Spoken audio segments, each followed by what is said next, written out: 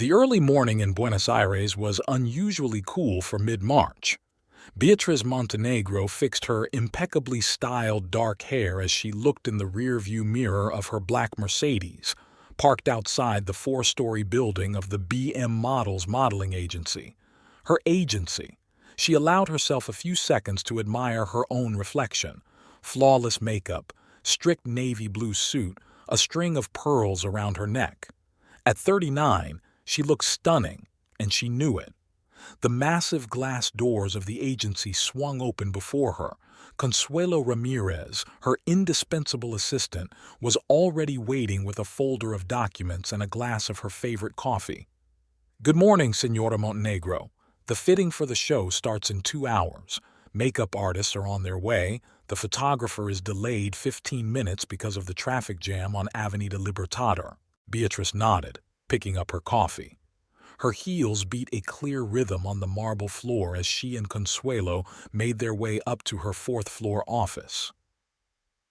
"What's up with the show floor?" Beatrice sank into a leather chair, opening her laptop. "The contractors promised to finish installing the runway by tomorrow night. The lighting is already in place, just left to set up." Beatrice immersed herself in her work. The upcoming show was to be the highlight of the season. She had personally selected every model, approved every outfit, supervised every detail. Perfection in everything. This was her principle, which led her to success. By noon, the agency building was filled with bustle. Models were arriving for fitting. Makeup artists were laying out their tools.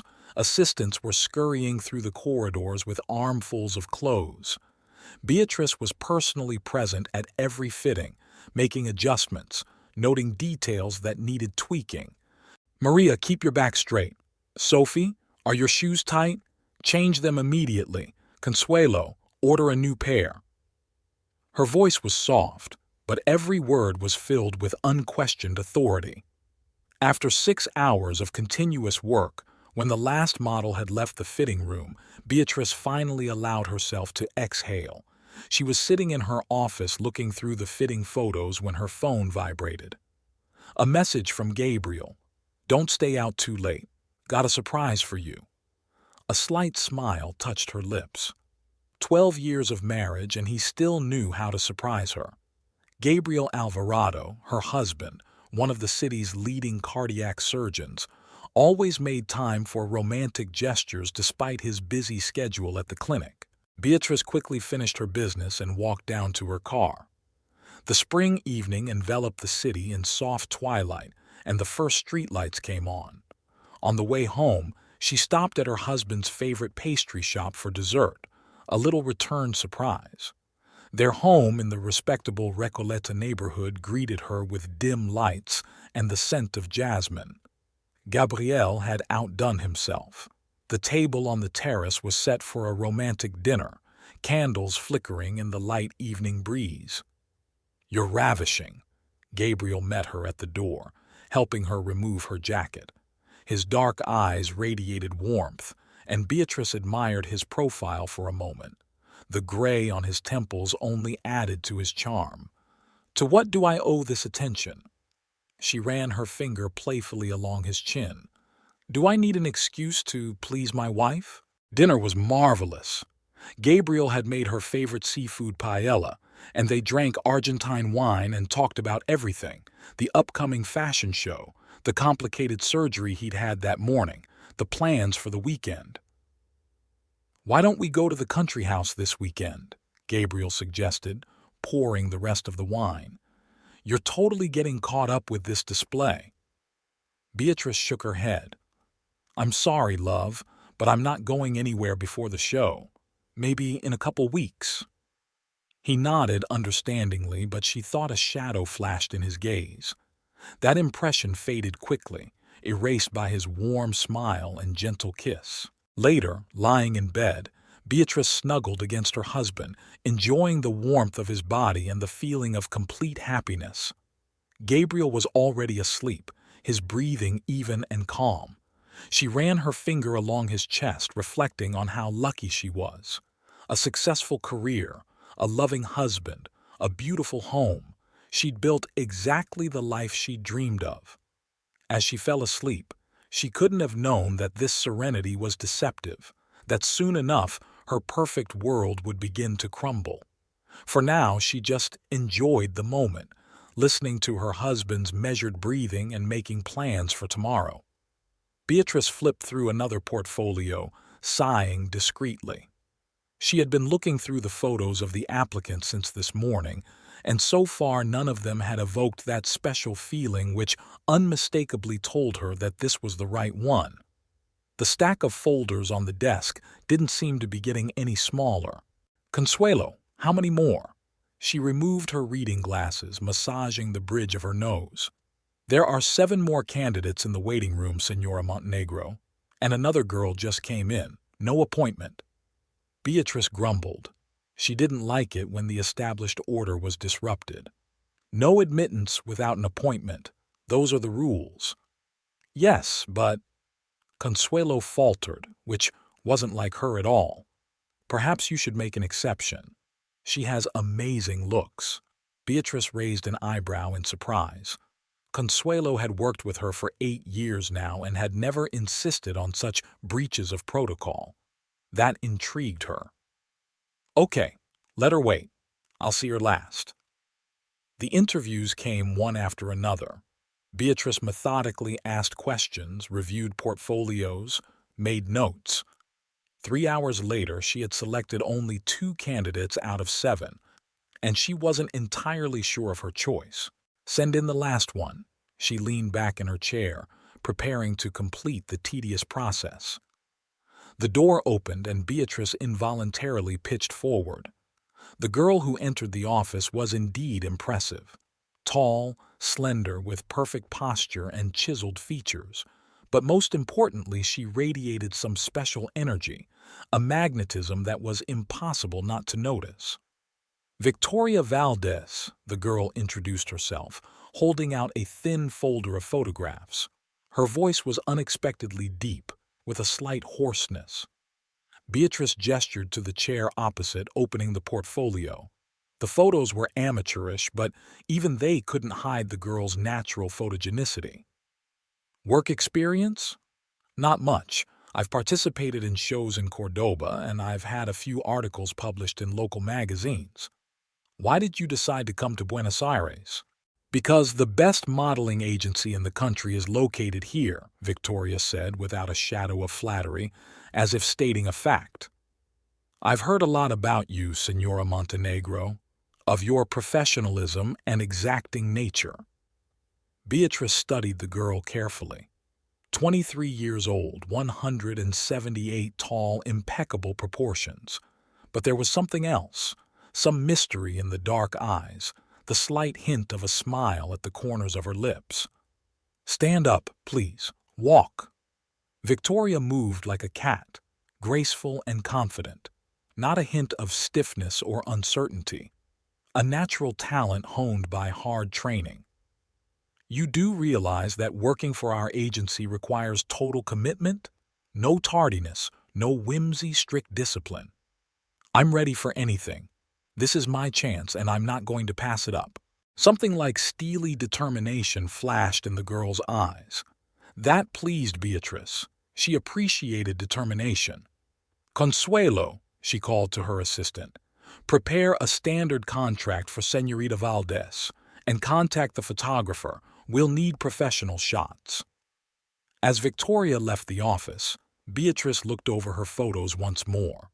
Her intuition told her that this girl would be a real star. It was only necessary to present her correctly, to cut this diamond. The next days fully confirmed the first impression. Victoria grasped everything on the fly, flawlessly followed the choreographer's instructions, could work with the photographer for hours without showing the slightest signs of fatigue. Other models looked at the new girl with a mixture of admiration and envy. Beatrice personally tutored Victoria, teaching her the finer points of the profession, how to hold herself properly on camera, how to work with different lighting, how to emphasize her virtues and hide flaws. Never turn to the camera at this angle, she explained, correcting the girl's pose. Like this, chin a little higher. Perfect. Victoria absorbed every word, every piece of advice. She stayed late into the night, perfecting her gait, practicing in front of the mirror, studying fashion magazines. She has incredible potential, Beatrice shared with Consuelo. It's been a long time since I've seen such a combination of looks and hard work. Consuelo nodded, but something in her gaze spoke of restraint in her assessment. The assistant, however, had always been prone to cautious judgment. By the end of the week, Victoria had already participated in her first photo shoot for the catalog. Beatrice watched the process, noting the girl's natural grace, her ability to instantly grasp the photographer's ideas. "She's special," the photographer voiced Beatrice's thoughts during a break. "The camera loves her." That evening, looking over the first test shots, Beatrice felt a sense of satisfaction. She had not made a mistake in her choice. Victoria promised to become a real jewelry of the agency, a new face for the upcoming advertising campaigns. The girl was indeed perfect, almost perfect. Something elusive sometimes slipped into her gaze, some hidden thought that Beatrice couldn't figure out. But she shrugged it off. After all, their business was all about results, not nuances of character. As she packed her things before going home, Beatrice looked at Victoria's photographs once more. She had several major advertisers to show them to. She was sure they would appreciate the new face. After all, that was what she was paid to do, to find and develop talent. She could not have foreseen that this decision, made with such professional enthusiasm, would be the beginning of a chain of events that would destroy her carefully constructed life. Now Beatrice was simply pleased with the successful acquisition for the agency and anticipated the success of the upcoming show. The next day was particularly busy. Beatrice from the morning felt an incomprehensible irritation, as if the air was electrified before a thunderstorm. The fitting of the new collection had been delayed. One of the key designers had demanded last-minute changes, and the photographer had fallen ill and had to be replaced. She was sitting in her office massaging her temples when Consuelo knocked on the door. "Señora Montenegro," the clinic called. "Dr. Alvarado said to tell you that he will pick you up this evening." Beatrice looked up in surprise. Gabriel rarely picked her up at the agency. She usually drove home herself, given his busy surgery schedule. "What time will he be in?" "Around 7, Señora." Beatrice glanced at her watch. It was only 3. She plunged back into her work, reviewing contracts and answering endless emails. Every now and then she heard music from the rehearsal room where the models were practicing their walkthroughs for the upcoming show. At 6:30 she went down to the hall to supervise the rehearsal. Victoria stood out among the other models. Her movements were honed to perfection. Every turn of the head, every look was calibrated with the precision of a circus performer. "All right, that's enough for today," the choreographer announced, and the girls began to disperse. Beatrice lingered, making notes in her notebook. She didn't notice how the time flew by until she heard a familiar voice. "Darling, are you ready?" Gabriel stood in the hall doorway, impeccable as always in his dark suit. He was smiling, but Beatrice caught some tension in his posture. "Give me 10 minutes. I need to pick up some papers from my office." She headed for the exit, but stopped when she noticed movement at the back of the hall. Victoria was just coming out of the locker room. She was already in her usual clothes. Tight jeans and a silk blouse emphasized her slim figure. When she saw Gabriel, she slowed her step slightly. "Good evening, Señor." Her voice sounded soft, with faint velvet notes. Beatrice noticed the change in her husband's gaze. It was almost subtle. A slight dilation of his pupils, a slightly closer scrutiny, a second's hesitation before answering. "Good evening." Gabriel nodded, and Beatrice felt something cold slide down her spine. "This is Victoria, our new model," she introduced, watching both of them carefully for reactions. "And this is my husband, Dr. Alvarado." "Heard a lot about you, doctor," Victoria bowed her head slightly, a strand of dark hair falling into her face. "They say you work wonders in the operating room." Gabriel looked slightly embarrassed. "Not at all. Just doing my job."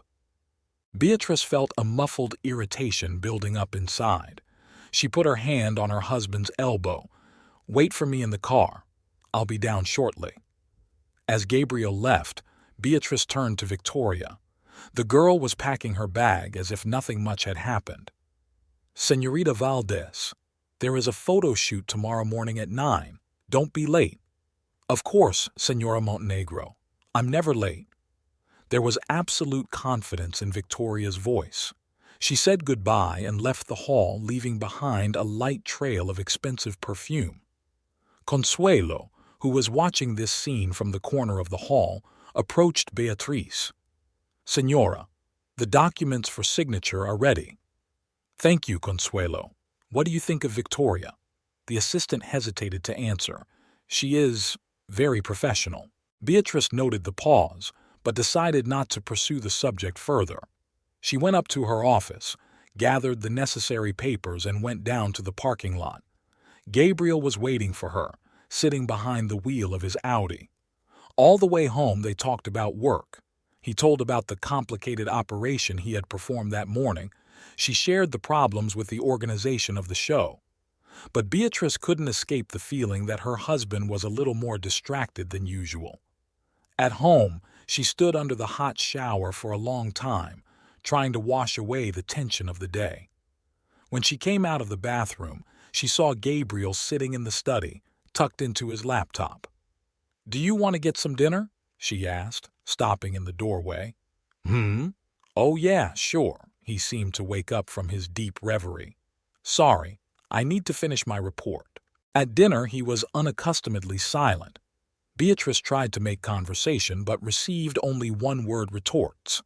At one point, she noticed him absent-mindedly stroking his fork across his plate, clearly thinking about something of his own. "Is everything okay?" she asked finally. "Yeah, just tired. Tough day." Later, lying in bed, Beatrice listened to her husband's breathing. He fell asleep almost immediately, and she could not get rid of the intrusive thoughts. She saw the scene in the rehearsal room again and again, how Victoria had slowed her step, how Gabriel's gaze had changed, how a subtle tension hung in the air. She scolded herself for those thoughts. After all, Victoria was indeed beautiful. It was her job to be beautiful. And Gabriel was just tired after a difficult day at the clinic. Nothing more. But somewhere in the back of his mind, a vague uneasiness was already brewing, still faint but persistent, like the first signs of an impending illness. It was a week after that first meeting in the rehearsal room. Beatrice noticed that Gabriel began to visit the agency more often, then to hand over documents that had been forgotten at home, then supposedly to discuss plans for the weekend, or simply was in the neighborhood. Each of his visits strangely coincided with the time of rehearsals. This Thursday, he appeared at the agency again, just when the girls practiced the final exit. Beatrice watched from her office through the glass wall. Victoria, as always, stood out among the other models. Today she was wearing a tight black dress for the evening part of the show. Gabriel sat in the visitor's chair, ostensibly looking at something on his phone. But Beatrice could see his gaze returning to the rehearsal room every now and then, especially when Victoria appeared there.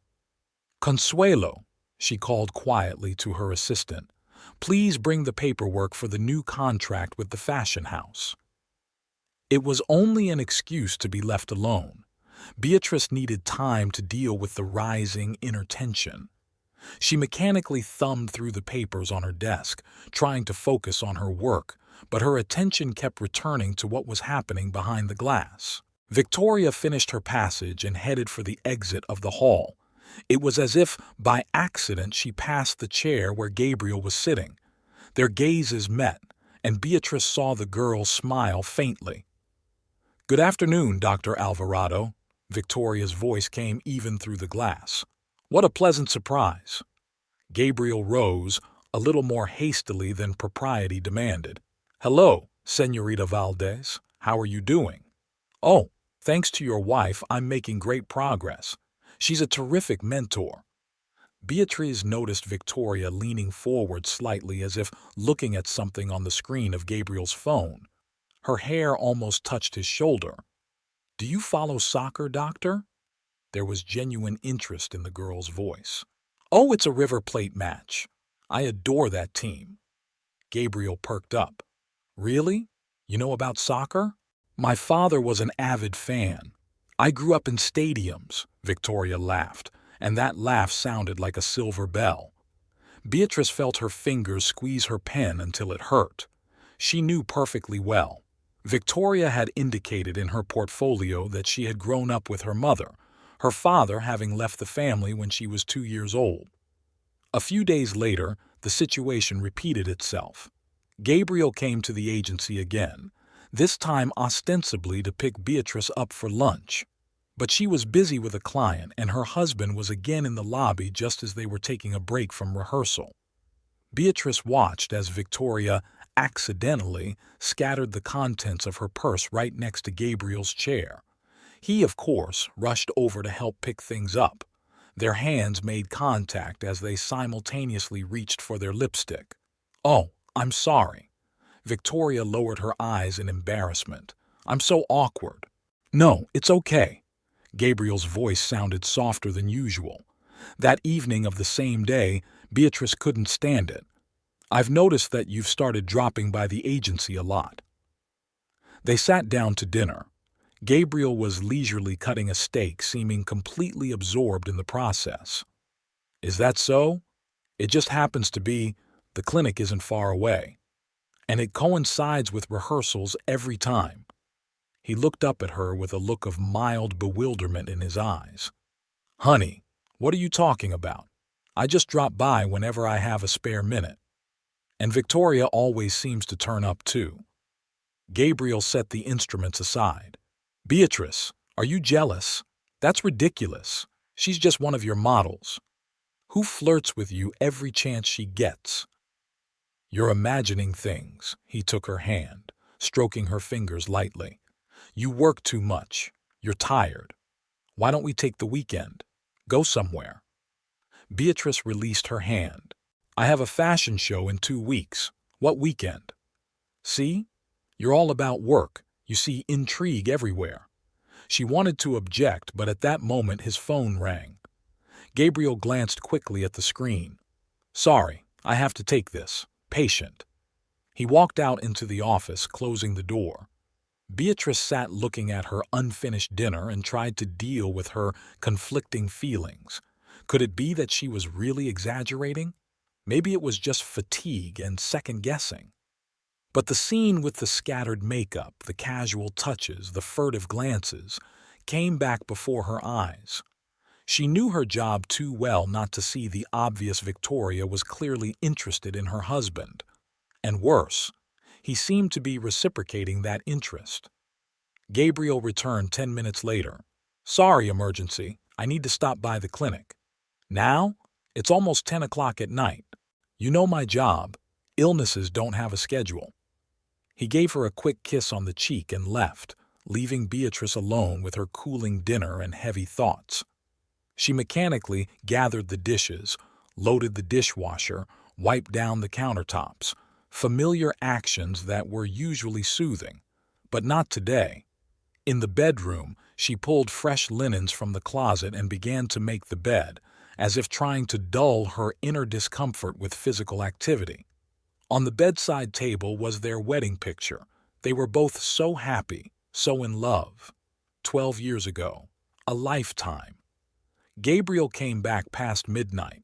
He smelled of hospital antiseptic, and for some reason that reassured Beatrice. It meant he was really at the clinic. He quietly made his way to the shower, trying not to make any noise, thinking she was already asleep. But Beatrice wasn't asleep. She lay in the dark, listening to the sounds of the water, and tried to convince herself that all her suspicions were just silly fantasies of a tired woman.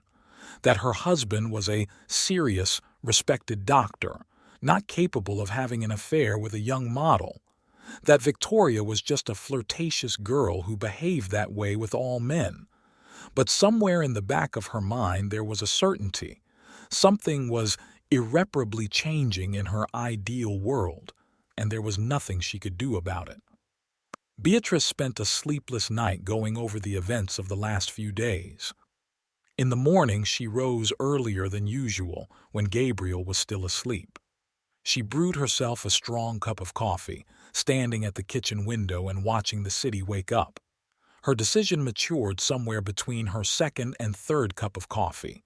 She would talk to Victoria today. She arrived at the agency first, even before Consuelo. She methodically laid out the papers on her desk, checked her schedule, went through her mail. These were all familiar activities that helped her gather her thoughts. It was 8:30 on the clock when she called her assistant. "Consuelo, as soon as Señorita Valdez arrives, invite her to see me." Victoria arrived at 5 to 9, impeccable as ever. Cream pantsuit, perfect styling, light makeup. Beatrice watched through the glass wall as she greeted the other models, as she moved gracefully down the hallway. "Good morning, Senora Montenegro. You wanted to see me?" Beatrice pointed to the chair across from her. "Have a seat, Victoria. We need to talk." She watched the girl's face carefully. No shadow of concern, just polite interest and a slight smile. "I've noticed that you've taken a particular interest in my husband." Victoria raised her eyebrows slightly. "I beg your pardon?" "There is no need to play at misunderstanding. Your behavior in the presence of Dr. Alvarado is more than obvious." "Senora Montenegro, there must have been a misunderstanding. I am merely being polite to my superior's husband." Beatrice leaned back in her chair, scrutinizing her interlocutor. "Politeness does not include deliberately creating situations for physical contact or lying about your soccer hobbies." Something akin to surprise flashed across Victoria's face. "I don't know what you mean."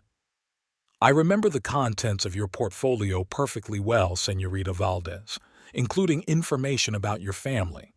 The story about your soccer fan father sounds very touching, but alas, it is not true." For a few seconds there was absolute silence in the office. Then Victoria lowered her eyes. "I apologize. That was inappropriate of me." "Inappropriate is not the right word." Beatrice's voice became harsher. "I appreciate your professionalism and talent, Victoria. But if this kind of behavior happens again, I will have to reconsider our partnership." Are you threatening to fire me?" A note of fear appeared in the girl's voice. "I'm simply explaining the consequences. There are certain rules in my agency. One of them is not to overstep personal boundaries." Victoria sat very straight, clutching the armrests of her chair. "I understand. It won't happen again. I hope so. Now go. You have a rehearsal in half an hour." As the girl walked out, Beatrice allowed herself to take a deep breath.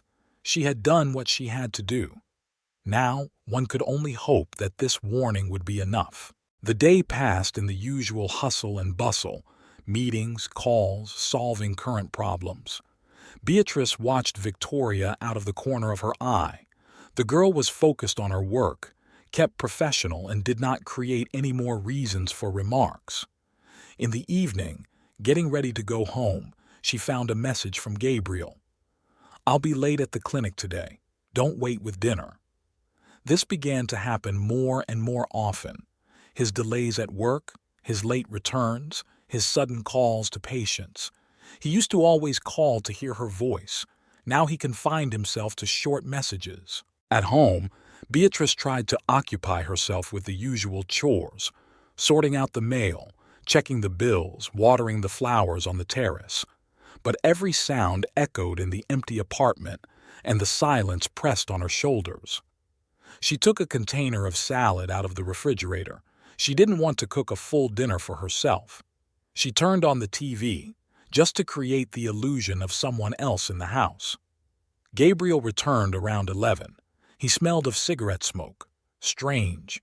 He'd quit smoking years ago. But Beatrice didn't say anything, just watched silently as he took off his jacket, loosened his tie. "Rough day?" she asked, trying to keep her voice sounding normal. "Yeah, complicated surgery. Concilium afterward," he spoke without looking at her, unbuttoning the cuffs of his shirt. "Have you had dinner?" "Had a snack at the clinic. I'm going to shower and go to bed. I'm really tired." Beatrice watched him walk down the hallway. His shoulders were tense, his gait heavy. Something subtly changed in his appearance, as if an invisible wall had grown between them. Later, lying in bed, she listened to his breathing.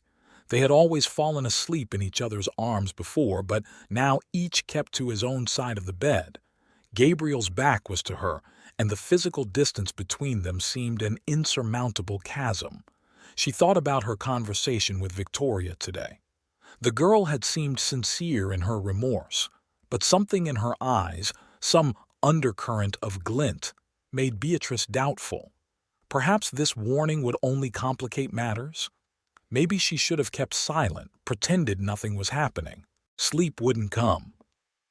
Beatrice got up and went out onto the terrace. The night air was cool, and somewhere in the distance the lights of the night city flickered.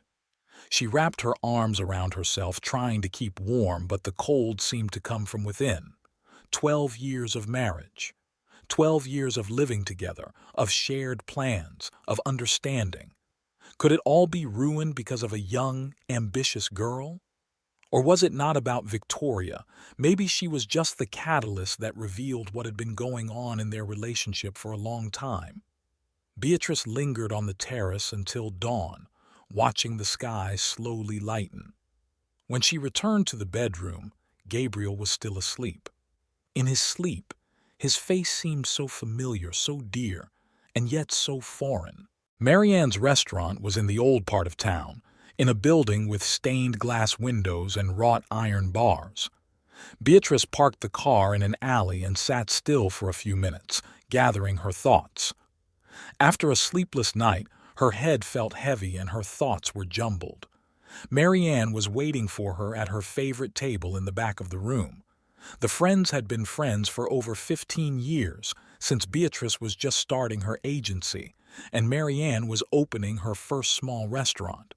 "You look awful," Marianne said instead of greeting, scrutinizing her friend. "What's wrong?" Beatrice sank down in her chair, absent-mindedly straightening the creases in her skirt. "Nothing's wrong, just a lot of work." "Don't lie to me, Bea. I know you too well." The waiter brought a menu, but Marianne waved it away. "Bring us a bottle of red wine. The little table by the window is vacant. Shall we move there?" They settled down in a cozy alcove where they could not be heard by the other customers. Marianne poured the wine into glasses and looked at her friend expectantly. "I don't know. Maybe I'm making it up." Beatrice twirled her glass in her hands. "But it seems to me that Gabriel—" She fell silent, unable to say it aloud. Marianne waited patiently. "Remember I told you about the new model? Victoria? The one who made such an impression on your photographer." "Yes. She's taken an interest in Gabriel, and he seems to be reciprocating that interest." Beatrice recounted her husband's visits to the agency, Victoria's flirting, her conversation with the girl yesterday. With each word she felt lighter, as if by speaking out she was taking some of the heaviness off her mind. "He's changed, Marianne. He's become distant, cold. Always late at work, hardly ever speaks to me. Yesterday he smelled of cigarettes. He gave up smoking 3 years ago." Marianne listened attentively without interrupting. When Beatrice finished, she was silent for a long time, as if weighing each word. "You talked to Victoria, and with Gabriel." "I tried. He denies it, says I'm imagining things." "And you believe that?" Beatrice shook her head. "I don't know. I'm not sure of anything anymore." Marianne beckoned to the waiter, ordering an appetizer. When he stepped away, she leaned closer to her friend. "Listen to me, Bea. I've known you and Gabriel since the beginning of your relationship. You've been through a lot. His residency, the formation of your business, difficult times. But things are different now. What do you mean? You're too immersed in your work. When was the last time you spent a weekend with him? Go somewhere together? I have a fashion show in 2 weeks. What weekend could there be? Beatrice felt annoyed. Exactly. There's always a reason. Shows, contracts, shoots. And Gabriel, he's a man in his prime, successful, attractive. And then there's a young, beautiful girl who shows an interest in him. Are you saying it's my fault? No, dear. I'm saying that the situation is dangerous, and you need to be very careful. Beatrice sipped her wine, trying to deal with her emotions. What do you suggest? For starters, to check your suspicions. Are you sure he's really lingering at the clinic? I'm not going to spy on my own husband. No. What are you going to do? Wait for the situation to resolve itself? The waiter brought tapas, small portions of various appetizers, but Beatrice didn't even touch her food. She looked out the window at the passers-by hurrying about their business and felt infinitely tired. You know what the worst part is? She said at last. I still love him, in spite of everything. Marianne covered her hand with her own. So you have to fight, but to do that, you need to know the truth. What truth? That my husband is infatuated with a 23-year-old model. It may not be as bad as you think, but you need to be sure. They sat in the restaurant for another 2 hours. Marianne talked about her business, trying to distract her friend, about the new chef she'd poached from another restaurant, about plans to open a summer terrace. Beatrice listened half-heartedly, absorbed in her own thoughts. As they said their goodbyes, Marianne hugged her friend tightly. Be careful, Bea, and remember, I'm always on your side. On the way home, Beatrice pondered her friend's words. Maybe Marianne was right. Maybe it was time to learn the truth, however bitter it might be. Silence greeted her at home. Gabriel was late again. On the kitchen table lay a note written in his careless handwriting. Urgent surgery. Don't wait up. Beatrice pulled out her cell phone, found the clinic's number. Her finger hovered over the call button. One call, and she'd know if her husband was really at work. But she couldn't bring herself to press the button. Not yet, she couldn't. Instead, she poured herself a glass of wine and stepped out onto the terrace. The cool evening air refreshed her head, helped her think more clearly. Somewhere in the distance were the sounds of sirens, maybe an ambulance rushing to a patient, maybe the very one Gabriel was operating on now. She wanted to believe it. She really wanted to believe it. But Mariana's words echoed in her head. You must know the truth. The trip to Cordoba had been planned long ago. A meeting with potential investors, negotiations with local designers, a site inspection for a possible branch of the agency. Beatrice was packing her suitcase, methodically folding her business suits, when Gabriel entered the bedroom. Are you staying long? He asked, watching her packing. For 3 days. I'll be back Friday night. She diligently smoothed the creases in her silk blouse. You're on duty those days, aren't you? Yeah, I'll be at the clinic late. His voice sounded steady, without any particular intonation. Before her departures, he had always said how much he would miss her. Now, he seemed almost indifferent. He'd left earlier than usual that morning. Emergency surgery. He didn't even wake her up, just left a note on the kitchen table. Beatrice stared at his hurried handwriting for a long time, trying to catch a hint of warmth in those few words. The airport was crowded. She sat in the business lounge, reviewing documents for upcoming meetings, but her thoughts kept returning to home, to her husband, to what might be happening in her absence. The flight passed like a blur. In Cordoba, she was met by a driver booked by local partners. On the way to the hotel, Beatrice observed the unfamiliar city, so different from bustling Buenos Aires. The first day was filled with meetings. She smiled, negotiated, discussed the terms of contracts, all the things she usually did with pleasure. But now, Every minute was difficult, as if she were playing the role of herself. That evening in her hotel room, she called Gabriel. He answered after the fifth ring tone, hospital noises audible in the background. "How was your day?" she asked, trying to pick up anything suspicious in his voice. "Normal. 2 surgeries. Counseling. Tired a lot." "Did you have dinner?" "Yeah, I grabbed a bite at the cafeteria. Sorry, my name's calling, I gotta go." The conversation broke off, leaving behind the bitter taste of unspoken words. Beatrice sat in the chair for a long time, looking at the nightlights of an unfamiliar city. The second day of the business trip was even more intense, inspecting the premises for the future branch, meeting with architects, discussing renovations. She plunged headlong into her work, trying to drown out her anxious thoughts. Around 4 in the afternoon, the phone rang. Consuelo's name popped up on the screen. "Senora Montenegro." The assistant's voice sounded strange with some new intonation. "I'm sorry to bother you on a business trip." "What's wrong, Consuelo?" A pause. A long, heavy pause. "I thought you should know. Dr. Alvarado came to the agency today." Beatrice felt her back grow cold. "And?" He left with Señorita Valdez. They got into his car and drove off. There was silence in the receiver. Beatrice could hear her own breathing, the thudding beats of her heart, the murmur of blood in her ears.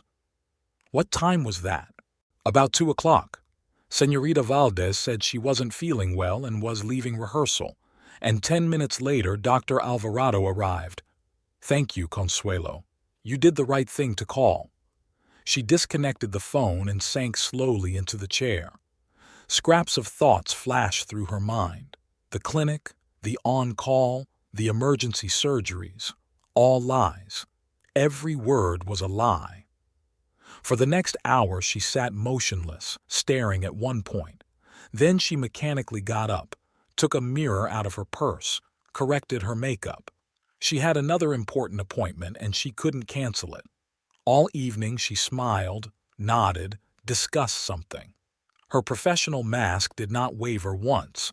None of her interlocutors guessed what storm was raging inside her. She returned to the room late. She took out her cell phone, found her husband's number.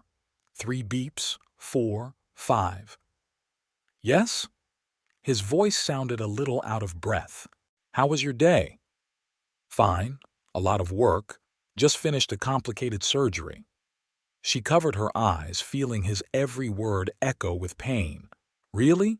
And I heard you went somewhere with one of my models." A pause, as heavy as the afternoon's conversation with Consuelo. "What kind of nonsense is that? Who told you that? Then it's not true? You didn't pick Victoria up from the agency today?" "Beatrice, stop it. You're acting like—" "Like what, Gabriel? Like a wife who's been lied to?" She didn't recognize her voice. Cold, foreign. "I had to take her. Anyway, it's not what you think." "What do I think? Tell me." "Look, I can't talk right now. Let's talk about everything when you get back."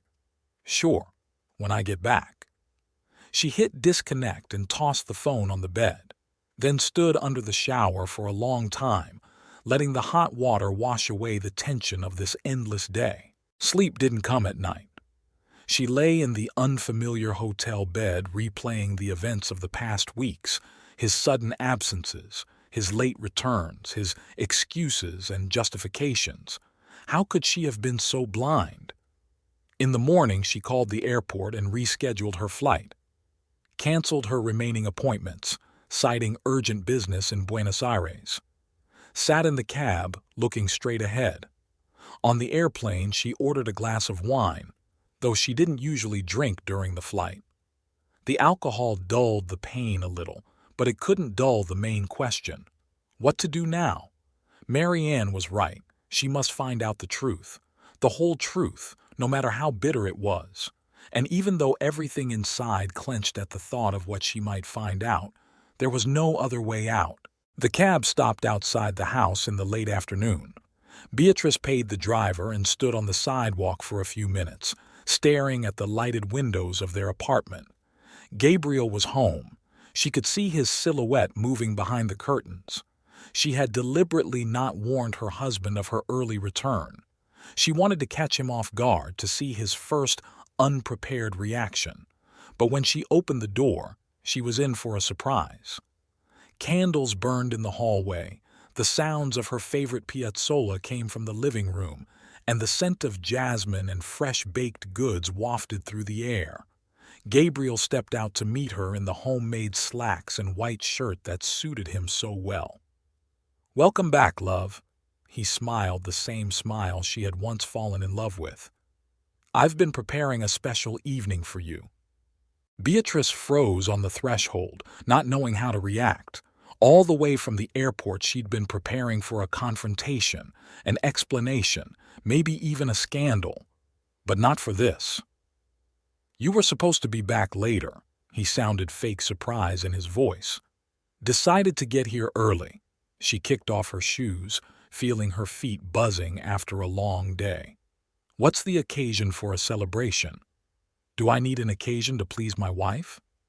He helped her take off her coat, kissed her neck softly. He smelled of cologne and something baked, so he really did cook for himself. In the living room, the table was set. White tablecloth, silverware, crystal glasses. In the center stood a vase of red roses, her favorite flowers. "You were making lasagna?" Beatrice recognized the familiar aroma from the kitchen. "And tiramisu for dessert. Have a seat, I'll get the wine." She lowered herself into a chair, eyeing the serving. Everything was perfect, too perfect. Like an expensive restaurant, like a romantic movie, like their first years together. Gabriel returned with a bottle of Malbec, the same one they'd drunk on the day of their engagement. He poured the wine into glasses, sat down across from her. "To your return." Beatrice tasted the wine, watching her husband over the glass. His movements were smooth, confident, but there was something like worry in his eyes. "How was the business trip?" he asked, setting her lasagna down. "Productive. Found a suitable space for the branch." "That's wonderful. You've been wanting to expand the business for a long time." The conversation flowed easily, casually, about her appointments in Cordova, about his patients, about his weekend plans. Everything was the same as before, the same as always. Only inside, Beatrice shrank from the falsity of what was happening. The lasagna was excellent. He was always a good cook, but every bite was hard to eat, stuck in her throat. She forced herself to eat, to smile, to keep the conversation going. "Will you dance with me?" Gabriel stood up and held out his hand to her. The music changed to a slow song. He drew her to him and they twirled around the living room as they had done hundreds of times before. His arm around her waist, the familiar scent, the warmth of his body, all the things that had once brought comfort now resonated with pain. "I missed you," he whispered in her ear. "Have you?" she wanted to ask. "Did you miss you yesterday when you left with Victoria too?" But instead she just snuggled against his shoulder, closing her eyes. Let him think she wasn't up to anything, that everything was fine. After the dance, he suggested they go out on the terrace. The night was warm, the air filled with the scents of blossoming trees. They sat in wicker chairs, sipping wine, and Gabriel told some amusing story from the clinic. Beatrice watched his face, illuminated by the soft light of the street lamp. How well she knew every feature, every wrinkle in the corners of his eyes appearing when he smiled. 12 years of study, 12 years of love. And now, "What are you thinking about?" he asked, noticing the look in her eyes. "About us, about how long we've been together." He took her hand, kissed her fingers, "And we'll be together forever." Those words, spoken with such conviction, almost made her cry, but she held back, only squeezed his hand tighter.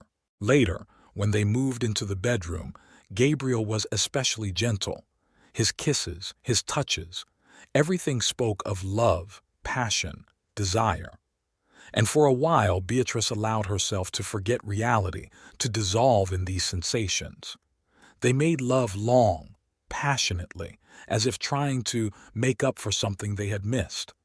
And when he finally fell asleep, pulling her against him, she lay awake, listening to his breathing. The whole evening, the dinner, the dancing, the wine, the intimacy, had been like a perfect theatrical production. Every gesture, every word calibrated and rehearsed. He'd clearly been preparing, planning, wanting to impress. But why? Because he missed his wife? Or because he felt guilty? Or perhaps Victoria had hinted to him about their conversation before he left. Beatrice carefully released herself from his embrace, threw on a silk robe, and stepped out onto the terrace. The night air was cool, but she barely noticed the chill. This evening should have convinced her that all was well, that her suspicions were unfounded. But instead, it had only heightened her anxiety. Too perfect, too elaborate, too fake. She stood on the terrace until dawn, watching the sky slowly lighten. Somewhere in the back of her mind, a decision was ripening. She must learn the truth. The whole truth, however painful it might be. After the romantic evening, it took Beatrice 3 days to decide on her next step. She carefully thought out the plan, trying to take into account every detail. On Thursday morning at breakfast, she said to her husband casually, "I have to go to Mendoza, meet some new partners, check out the show site." Gabriel stirred the sugar in his coffee without looking up. "For how long?" "4 days. I leave tomorrow morning." "Too bad. I thought we'd spend the weekend together." There was a perfectly measured amount of disappointment in his voice. No more or less than was required for plausibility. "You know, work," she shrugged, gathering the dishes from the table. Beatrice spent the entire day at the agency, going about her usual business, made sure all the paperwork was in order, had a few meetings, oversaw the rehearsal of the show. Victoria was impeccable, professional, focused on the work, not a single unnecessary look or gesture. In the evening, Beatrice packed a small suitcase. Everything had to look convincing. Gabriel returned late, when she was already pretending to sleep. She left early in the morning, kissing her husband goodbye. He wished her a good trip, not even realizing that instead of the airport, a cab would take her to Mary Ann's.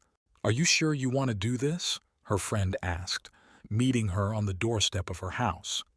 "No, but I need to know the truth." Mary Ann had the guest room ready for her. Beatrice pulled out her laptop, opened an app to view the security cameras.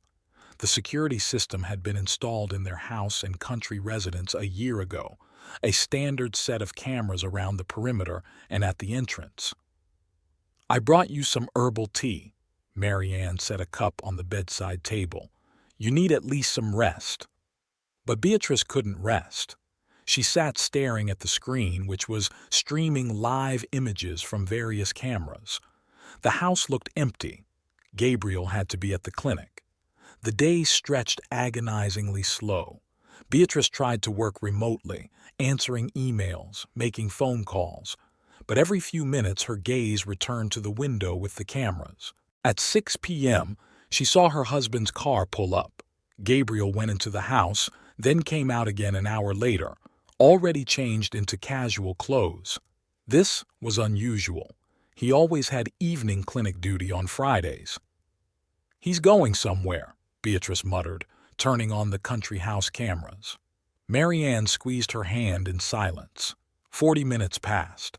Gabriel's car appeared on the country house cameras. A few minutes later, a cab pulled up and Victoria stepped out of it, wearing a tight black dress and high heels. Beatrice watched as her husband met his mistress at the front door as they embraced as they entered the house. The image was clear, leaving no room for doubt or excuses. "B," Mary Ann began, "I'm going over there." "Maybe you shouldn't be. You already know the truth." "That's exactly why I have to go." She hailed a cab, checked the contents of her purse keys, phone, lipstick. Her hands trembled slightly, but there was a surprising clarity in her head. Do you want me to come with you? Marianne offered. No, that I must do myself. The drive to the country house took about an hour. All that time Beatrice sat motionless, looking straight before her. The cab driver tried several times to make conversation, but quickly abandoned these attempts. The country house greeted her with glowing windows and soft music coming from inside. Beatrice stopped at the entrance, pulled out her keys. Her hands no longer trembled. She opened the door as quietly as possible. Victoria's shoes stood in the hallway, sleek black loafers. Next to them, Gabriel's homemade loafers. So mundane, so intimate a detail. From the living room came soft voices and laughter. She recognized that laughter, the same silvery bell that Victoria used to charm men. Beatrice took a deep breath and stepped through the doorway. Gabriel and Victoria were sitting on the couch too close together. There was an open bottle of wine and 2 glasses on the coffee table. Her favorite wine, the same wine they had drunk a few days ago during their romantic evening. "Good evening," she said. They jumped up at the same time. Victoria's face went pale and Gabriel's.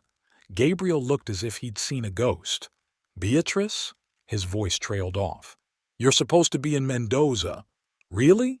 And you're supposed to be on clinic duty." Victoria grabbed her purse. I should probably go." "Stop," Beatrice said quietly, but with such authority that the girl froze in place. "I want to hear how long this has been going on." "Beatrice, let me explain," Gabriel began. "Explain what? How you lied to me? How you arranged romantic evenings to put my suspicions to sleep? How you used our country house to meet with your mistress?" Her voice was ringing with restrained emotion. Victoria stood with her eyes downcast, and Gabriel. Gabriel looked both guilty and annoyed, a strange combination she had never seen on his face before. "It's not what you think," he finally uttered. "Is it? Then what is it? A business meeting? A medical consultation?" She felt tears coming to her eyes, but by an effort of will she held them back. Not crying. Not now. Victoria stood with her head down. "Signora Montenegro, Silence. Beatrice turned to the girl. "I gave you a job. I believed in you. And you thank me like this?" "Beatrice, don't blame her," Gabriel interposed. "It was my fault." "Oh, how noble! Defending your mistress before your wife. 12 years of marriage, Gabriel. 12 years I have been a faithful wife to you." She grabbed a pillow from the couch and threw it at her husband. "You traitor! Liar! I hate you both!" "Please calm down." Gabriel tried to move closer to her. "Stay away from me," she recoiled.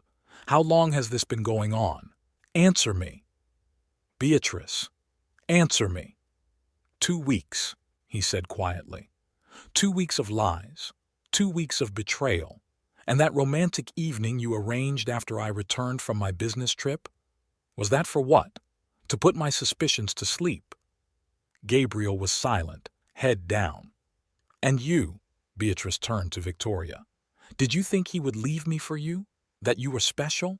You're just a young fool who fell for the pretty words of a married man." "I love him," Victoria whispered. "You do?" Beatrice laughed through her tears. "What do you know of love?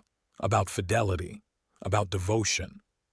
She walked over to the bar, grabbed a bottle of wine, the same one she had drunk with her husband a few days ago. "This wine, did you choose it on purpose? Did you want to repeat our evening with her?" "Beatrice, stop." "No, you stop it. Stop lying. Stop pretending. I hate you for every minute of deceit, for every false word of love." Tears were already covering her eyes. "I've done everything for you. Supported your career, was the perfect wife. And you gave it all up for a fling with a model?" "I'm confused," Gabriel muttered. "It was a mistake." "A mistake?" "No. A mistake is an accident. And you deliberately came here, deliberately met with her, deliberately lied to me." Victoria was crying quietly in the corner, but Beatrice paid no attention to her. You know what the worst part is? I still love you, and that makes it hurt even more. I hate you for making me suffer so much. We can fix this, Gabriel began. Fix it? No, Gabriel. Some things can't be fixed. Betrayal can't be fixed. She wiped away her tears. I'm leaving, and I suggest you both get out of here in the next half hour. Otherwise, I'll call the police. Beatrice, please. Goodbye, Gabrielle. I hope she was worth ruining our family for. She turned and walked out, feeling the tears come to her eyes again. Voices could be heard behind her, but she didn't turn around. Her heart was broken, but she still had her pride with her. Getting into a cab, she gave Marianne's address. Only when the car started did she let the tears flow down her cheeks without stopping. All night, Beatrice spent sleepless nights in Marianne's guest room. Her phone was ringing off the hook with Gabriel's calls and messages, but she answered none. Toward morning, when the first rays of sunlight colored the sky pink, she showered, carefully applied her makeup, and put on a strict black suit. Her hands no longer trembled. It was time for action. Marianne met her in the kitchen with a cup of freshly brewed coffee. Are you sure you're ready to go to the agency? More than sure, Beatrice sipped the hot beverage. I have some important meetings scheduled. Maybe we should cancel them. Take a day to what? Sit around and cry? No, I won't give them that pleasure. She reached the agency earlier than usual. Consuelo was already there, and from the look in her eyes, Beatrice realized the assistant was aware of what had happened. Good morning, Senora Montenegro. Consuelo's voice sounded softer than usual. Today, at 10 o'clock in the morning, is the first fitting for the show. Thank you, Consuelo. Thank you for your recent call. The assistant nodded, sympathy and support in her eyes. Soon the office received a call from agency security. Victoria was trying to get into the building through the back entrance. Beatrice gave a short order. Do not let her in under any circumstances. She sat at her desk, methodically reviewing the shooting schedule and redistributing the orders previously intended for Victoria. Consuelo silently brought coffee and fresh croissants, but Beatrice did not even touch her breakfast. Her attention was drawn to the folder with the latest photo shoot. Victoria looked flawless in the glossy pictures. Beatrice's professional eye noted the winning angles, the right light, perfect poses. In one motion, she dumped the photos into the wastepaper basket. Invite Senorita Valdez to my office, she spoke into the intercom. If she's still trying to get through security, tell her it's in her best interest. 15 minutes later, Victoria appeared in the doorway. Her usual confidence had vanished somewhere. Her expensive suit seemed rumpled, and her makeup couldn't hide the traces of a sleepless night. Have a seat. Beatrice pointed to a chair without raising her eyes from the papers. Victoria lowered herself into the chair, nervously clutching the strap of her purse. Senora Montenegro, I realize you are angry, but— Angry? Beatrice finally looked up. You are mistaken. I don't waste my emotions on the likes of you. I'm just running a business. She pulled a file folder from her desk drawer. Here's your dismissal order and a character reference for future employers. You may read it. Victoria took the papers with trembling hands. As she read, her face grew paler and paler. But this is slander. You can't write such a thing. I can, and I did. Every word of it is true, backed up by the testimony of other employees. What testimonies? I was the best model. You said so yourself. I was, before you decided you could destroy another man's family for your own gain. Victoria jumped up. That's not true. I do love him. Sit down. Beatrice's voice sounded like the blow of a whip. Love? In 2 weeks of acquaintance? Don't make me laugh. You saw a successful man and decided he was your ticket to a beautiful life. You don't understand. No, you don't understand. You thought he would leave me? A successful wife for a young mistress? That only happens in the cheap novels you apparently read. Beatrice opened her laptop. I've already sent your information to the top agencies in the country, and not just in Argentina. You can try to start your career elsewhere, but be warned, the modeling world is small. Victoria slumped back in her chair. You're going to destroy my career? You destroyed it yourself. I'm just taking it to its logical conclusion. But what about contracts? The shoot? The screening next week? Not your concern. Another model will take your place. You didn't think you were irreplaceable, did you? Beatrice pulled an envelope out of her purse. Here's an estimate for the time you've worked. You can check. It's all legal. Now leave my office. Security will escort you to the exit and help you retrieve your personal belongings. Senora Montenegro. Tears came into Victoria's voice. Please give me a second chance. I will do anything you say. In my agency, we don't give second chances, especially to those who have abused the first. As the door closed behind Victoria, Beatrice allowed herself to take a deep breath. Her hands trembled slightly, but her voice remained firm as she summoned Consuelo.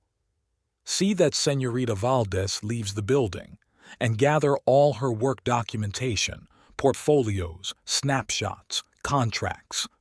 For the next hour, she methodically removed all mention of Victoria from the agency's website, from promotional materials, from plans for future shows. It was as if she were erasing the man from her life, from her world. There was another knock on the door. This time it was Maria, one of the senior models. Senora Montenegro, we heard about what happened. It's all right, Maria. We continue working as usual. By the way, you'll be replacing Victoria at the show next Friday. See Consuelo for the fitting schedule. The days stretched on endlessly. Beatrice went about her usual business. Meetings, calls, approvals. None of the employees dared speak to her about what had happened, though she could feel their stares, hear the whispers behind her back. Around 3 o'clock, Gabriel called. She dropped the call, but he immediately texted back, "Why did you do that? She didn't deserve to be treated like that." Beatrice deleted the message without replying. Her fingers hovered over the phone's keypad. She wanted so badly to write everything she thought about his defense of his mistress. But she held back. All in good time. At 6 o'clock in the evening, Consuelo peeked into the office. Señorita Valdez has taken her things. She was crying. That's her problem. Beatrice slammed the laptop shut. See that all documents with defamatory information are sent out today. Already done, Senora. You've had several calls from other agencies. They thank you for the warning. Beatrice nodded. She knew she was being cruel, but there was no room for sentimentality in their world, only cold calculation and self-interest defense.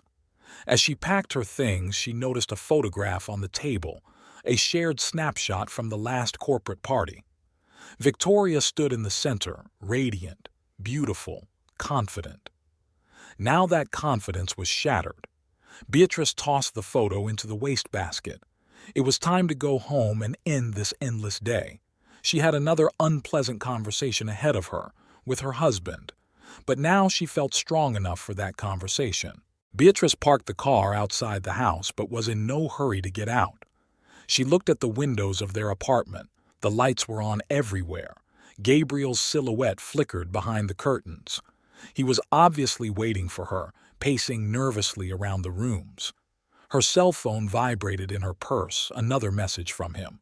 "I know you're near the house. Please come up. We need to talk." She sighed, checking her makeup in the rearview mirror. Her lipstick had faded a little after a long day, but otherwise she looked flawless. Strict suit, perfectly styled, not a shadow of weakness on her face. The entryway smelled of fresh baked goods. The downstairs neighbor was probably making her famous croissants. The smell had been pleasant before, but now it seemed out of place, almost offensive in its ordinariness. Gabriel opened the door as soon as she got to their floor. He looked gaunt, his tie askew, his shirt creased, an unusual appearance for the always impeccable Dr. Alvarado. "Beatrice?" he began, but she walked past without looking at him. The living room was a mess. There was an ashtray of cigarette butts on the coffee table. Apparently he had started smoking again. An empty whiskey glass, scattered papers. His pillow and plaid lay on the couch. Apparently he'd spent the night here. "Why did you do that to Victoria?" His voice sounded hoarse. "To destroy her career is too cruel." Beatrice turned slowly toward him. "Really? That's the first thing you want to tell me? She's young, talented, and sleeps with other people's husbands. A great start to a career." Gabriel sank into a chair, ruffled her hair, a gesture that had seemed so sweet to her before. "Look, I know it's my fault, but it's not that simple." "Really? I think it's simple. You slept with my model in our country house. What's so complicated?" "It was a mistake, a moment of weakness." Beatrice walked to the bar, poured herself a water. Her hands did not tremble as she brought the glass to her lips. "A moment of weakness? And how long did it last? That minute? 2 weeks? 3?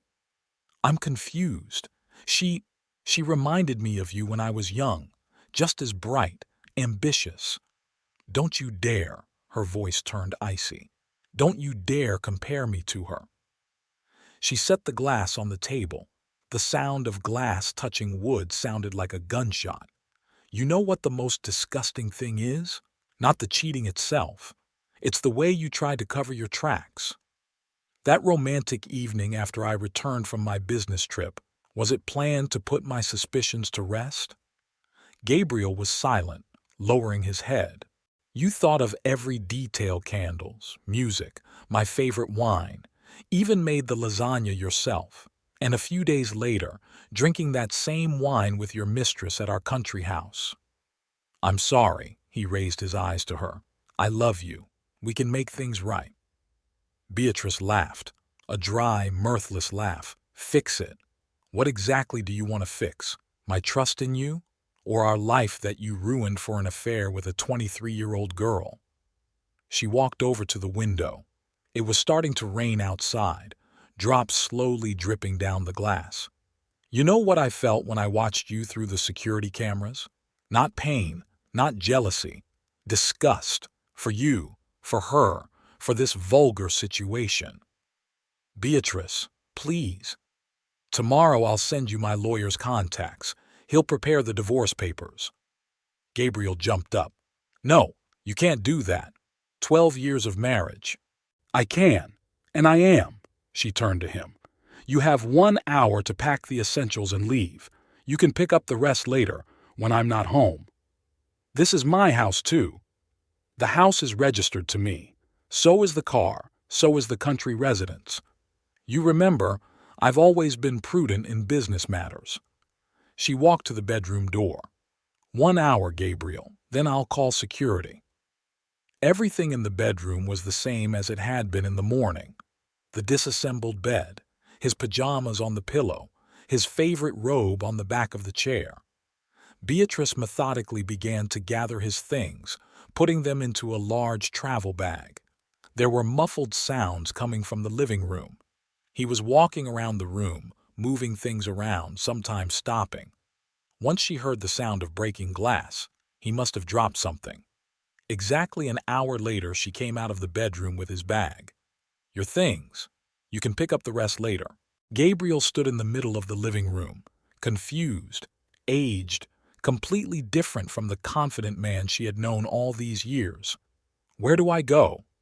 "Not my problem. Maybe your young mistress will take you in?" He shuddered. "You know it's over. I broke up with her." "Of course you broke it off. After I caught you. Very honorable."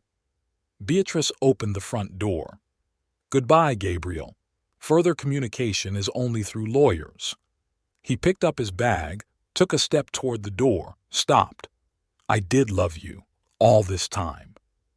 Except don't use loud words. They sound especially fake after everything that's happened." As the door closed behind him, Beatrice slowly sank to the floor just inside the hallway. There was an emptiness inside. No tears, no hysteria, only endless weariness. From the living room came the quiet sound of the television she had never turned off. In the kitchen, water dripped from a loose faucet. In the bedroom, the clock ticked, ordinary, everyday sounds that now seemed unbearably loud in the empty apartment. She didn't know how long she sat like that, staring at one point. Maybe an hour, maybe more. Finally, she got up, went to the bathroom, and stared at her reflection in the mirror for a long time. Their wedding picture was staring back at her from the shelf. She removed the frame, ran her finger over the smiling faces, then resolutely opened the locker and put the photo away there. The past should stay in the past. A month passed. Beatrice sat in her attorney's office going over the divorce papers.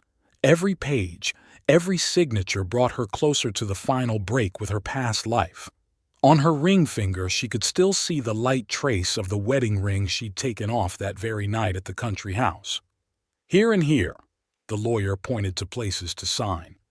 The division of property has been made in accordance with the prenuptial agreement. The house and country residence remain yours. Beatrice methodically signed the documents. Her hand didn't shake. All the tears had been wept over the weeks. As she left the lawyer's office, she saw Gabriel waiting by the car. He had lost weight. Shadows had appeared under his eyes. His stubble had turned into a sloppy beard. "Beatrice, please listen to me," he stepped toward her. "We have nothing more to talk about. All formalities are settled." 5 minutes? Just 5 minutes?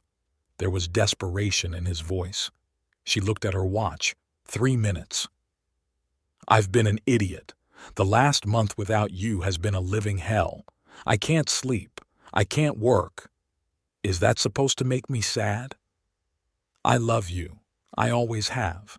What happened to Victoria was madness, a momentary weakness." Beatrice grinned. "A momentary weakness that lasted more than a week? I have realized everything. I'm ready for any conditions. Just come back." He tried to take her hand, but she pulled away. "Any terms? How about you get my trust back? My respect? My faith in you? Is that possible?" Gabriel lowered his head. "Give me a chance to prove." "No, Gabriel. Some things can't be glued back together after they've been broken. Our marriage is one of them. I've changed. I'm seeing a therapist. I quit smoking. Good for you. I really am. But it doesn't matter anymore." She opened the car door, but he blocked her way. 12 years, Beatrice. Can you really cross out 12 years so easily? It was you who crossed them, the moment you decided to bring a mistress into our house. "I love you." He said it with such desperation that for a second she felt sorry for him. "And I don't love you anymore, Gabrielle. That's the difference." She got into the car. "Goodbye. I hope you'll be happy." "Beatrice, please." He grabbed the door. "I can't be without you. You'll have to. I'm tired, Gabriel. Tired of the lies, of the pain, of this talk. Just let me go. I'll wait, for as long as it takes. Don't. Live your life, and let me live mine." She started the engine. Gabriel's face was reflected in the rearview mirror, confused, unhappy, with a shadow of the beauty that had once won her heart. When she pulled out of the parking lot, he was still standing there, and she had to make an effort not to turn around.